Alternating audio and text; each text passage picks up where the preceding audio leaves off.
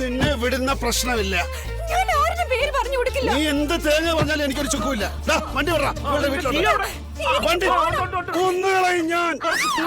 വായിലോട്ട് തിരികെ കേട്ട്.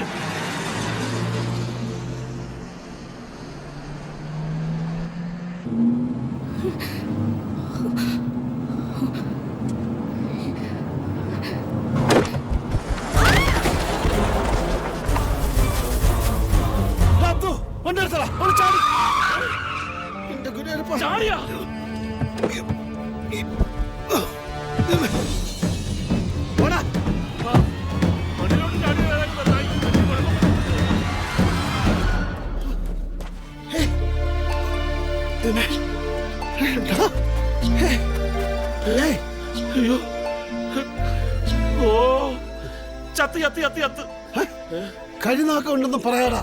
തലയടിച്ചു വീണപ്പോ ബോധം പോയതാ. വസത്ത് ചോര ഒലിച്ചോണ്ടിരിക്കുന്നത് എവിടെ കൊണ്ടുപോകും? എന്തൊരു ഗതികേടാ. എനിക്ക് തല ഇറങ്ങുന്നു. എന്റെ പടച്ചോനെ വിളിച്ചു വെച്ചിട്ട് വഴി പറയടാ. പടച്ചോനെ,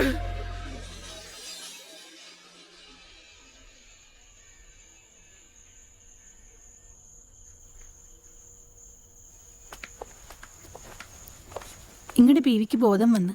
പക്കയില് ചെറിയൊരു പനിയുണ്ട്. വീണേന്റെ ഷോക്കിലെ ബോധം പോയേ. മരുന്ന് കൊടുത്തിട്ടുണ്ട്, പേടിക്കാനൊന്നുമില്ല. മുറിവ് ചെറുതാ. ഡോറ് ശരിക്കും അടഞ്ഞിട്ടില്ലായിരുന്നു. ഒരു വളവ് തിരിഞ്ഞപ്പം മറിഞ്ഞു വീണു. ഇവിടുത്തെ നിയമമൊക്കെ അറിയാമല്ലോ അസനിക്കാക്ക്. ബീവി ആയാലും പെങ്ങളായാലും 100 ഉത്തരം പറയണം. ഡോക്ടർ ഖദീജാന്റെ ഒരു അകന്ത ബന്ധുവാ. വലിയ ഉപകാരം. എന്നാ ഞാൻ വരട്ടെ. ആ കുട്ടി ഉറങ്ങിക്കോട്ടെ.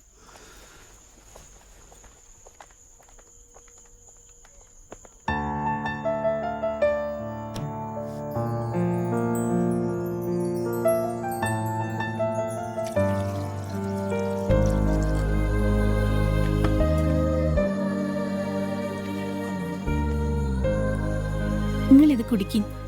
നിങ്ങളുടെ മൂത്തല്ല ക്ഷീണുണ്ട്. 2 ദിവസമായി ഉറങ്ങിയിട്ട്, അതുകൊണ്ടാ. ആ തങ്കച്ചന്റെ പീടിയെന്ന് ഇച്ചിരി മാവൊടി വാങ്ങിട്ട് വന്നാ വല്ലതും ഉണ്ടാക്കി തരാറുന്നു. ഒന്നും വേണ്ട, ഒന്ന് ഉറങ്ങിയാ മതി. നീ നാണക്കേടൊന്നും വിചാരിക്കണ്ട. നമ്മുടെ കഷ്ടപ്പാടൊക്കെ അറിയാവുന്ന ആളാ. ആ, അറിയാത്ത ഒന്നുണ്ട്. എൻ്റെ ജയിൽവാസം. ഞാൻ മോഷിച്ചല്ല. അവിടെ മോഷണം നടന്നപ്പോൾ പവർ ഫെയിലിയർ ഉണ്ടായിരുന്നു. അതുകൊണ്ട് ക്ലോസ് സർക്യൂട്ട് TV വർക്ക് ചെയ്തില്ല. അതെൻ്റെ തലയിലായി. പിന്നെ സത്യം പറഞ്ഞപ്പോൾ അവരെന്നെ വെറുതെ വിട്ടു. പക്ഷേ ജയിലിൽ കിടന്നവൻ കള്ളൻ എന്നീ ചെങ്കോലും കിരീടവും എനിക്ക് കിട്ടി. നിങ്ങൾ ഇവിടെ കിടന്നോളിൻ. രാത്രിയിൽ മഞ്ഞിച്ചിരി കൂടുതല. ഇത് പോച്ചോളിൻ.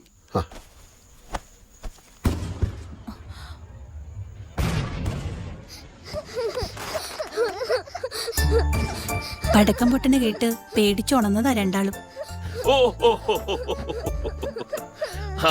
മക്കള് വാ.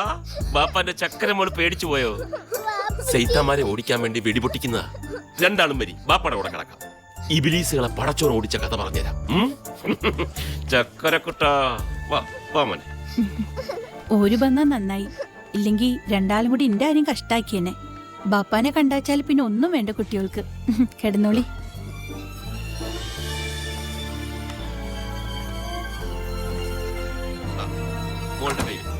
അക്ക് തിക്ക് താന വരുമ്പോ കണ്ണേ കൊത്ത് കരിങ്കൊത്ത് ചീപ്പ് വെള്ളം താറാമക്കടെ കയ്യിലൊരു വാങ്ക്. നീ തോറ്റ്. ഇനി മോള് പോയി.